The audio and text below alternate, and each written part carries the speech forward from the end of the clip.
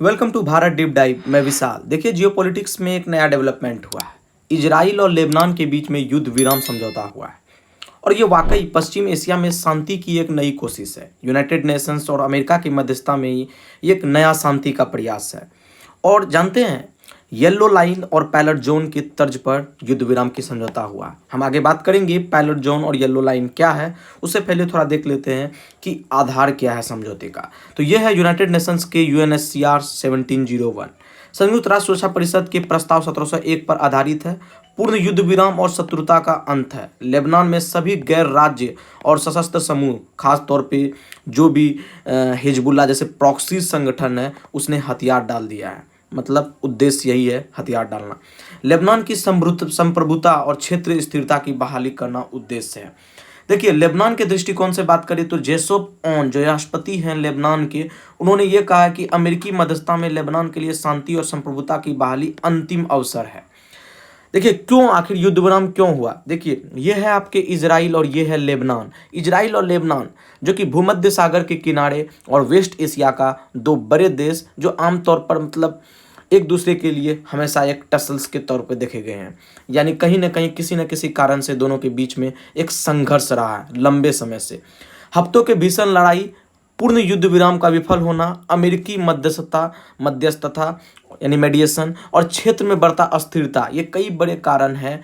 और यही कारण बताया जा रहा है कि युद्ध विराम का एक निर्णायक कदम है। देखिए, मुख्य फोकस है हिजबुल्ला का निरस्तीकरण। हिजबुल्ला ने हथियार डाल दिया। ईरान समर्थित जो प्रॉक्सी हिजबुल्ला है, इस समझौते को मुख्य लक्ष्य, और लेबनान में जो गैर राज्य और हथियारबंद समूह पर प्रतिबंध है।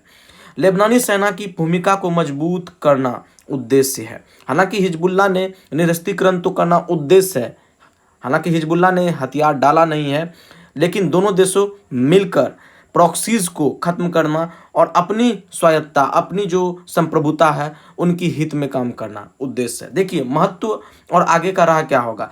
क्षेत्र शांति और स्थिरता की दिशा का कदम, राजनीतिक प्रयासों की सफलता पर निर्भर भविष्य, ईरान इजराइल तनाव पर वैश्विक प्रभाव और अस्थायी शांति के लिए सभी पक्षों की प्रतिबद्धता जरूरी है।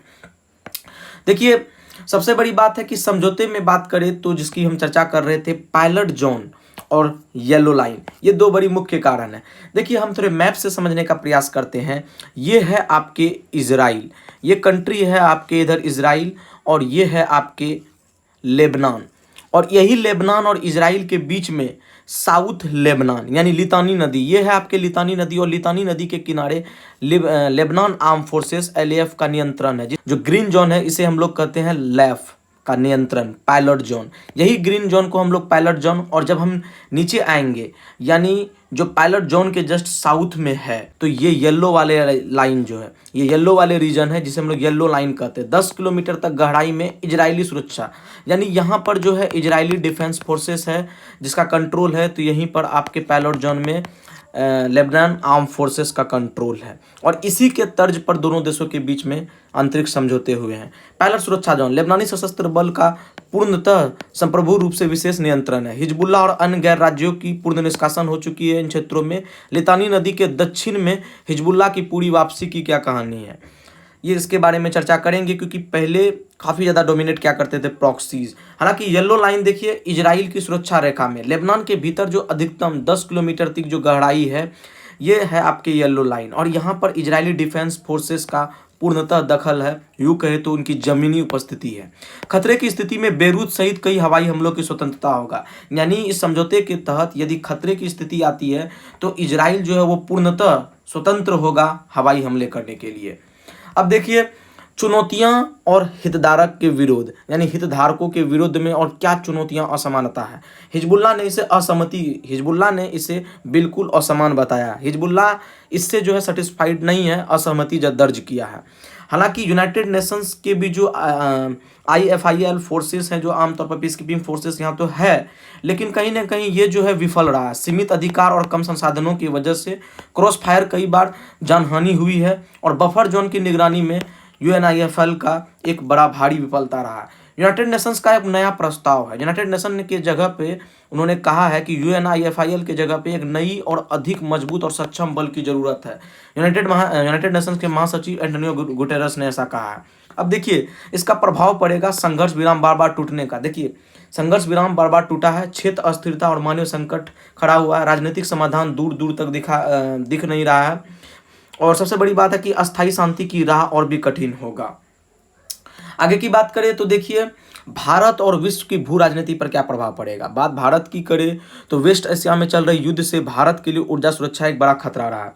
लेकिन 2026 में जिस प्रकार ईरान और अमेरिका युद्ध शुरू हुए तो इजरायली जो मतलब इजरायली और ईरान के बीच गुटों के बीच, जिसका प्रभाव सीधे मिडिल ईस्ट पे संबंधित और ईरान के करीब जो हॉर्मुज स्ट्रेट है उन पर पड़ा है, और दुनिया के 20% जो तेल का आयात निर्यात होता है वो प्रभावित हुआ है। अमेरिका और इजराइल के रणनीतिक लक्ष्य, देखिए ये संघर्ष विराम एक रणनीतिक औजार के रूप में देखा जा रहा है। ईरान के आगे के घेरे और प्रॉक्सीज नेटवर्क को अस्थायी रूप से कमजोर करना ये अमेरिका और इजराइल का उद्देश्य है। हालांकि ये इतने तक सीमित नहीं है, इसकी कई सारी चुनौतियां हैं, क्योंकि क्षेत्र शक्ति तेजी से अपने संतुलन में बदलाव कर रहा है। ईरान के अलावे सऊदी अरब, तुर्की, मिस्र जैसे कई नए क्षेत्र संगठन यानी गठबंधन तेजी से उभर रहा है।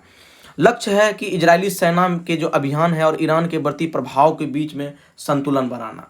बात दृष्टिकोण भारत की करें तो देखिए भारत ऊर्जा सुरक्षा एक बड़ा संकट रहा है, एक बड़ा खतरा रहा है। वैश्विक आपूर्ति श्रृंखलाओं पर प्रतिकूल प्रभाव पड़ा है। भारत प्रवासी की सुरक्षा की चिंता और पश्चिम एशिया में दीर्घकालिक अस्थिरता सीधा भारत की अर्थव्यवस्था पर असर डाल रहा है।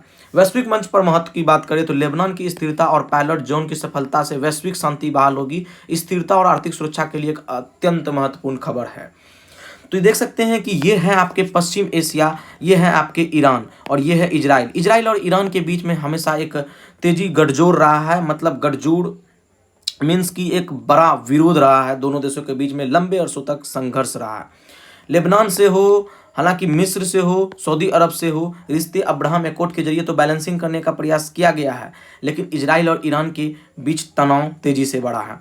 खैर देखते हैं आगे क्या कुछ नए डेवलपमेंट होते हैं। इजराइल और लेबनान के बीच में समझौता होने से एक वैश्विक शांति में एक नया और महत्वपूर्ण खबर बनेगा।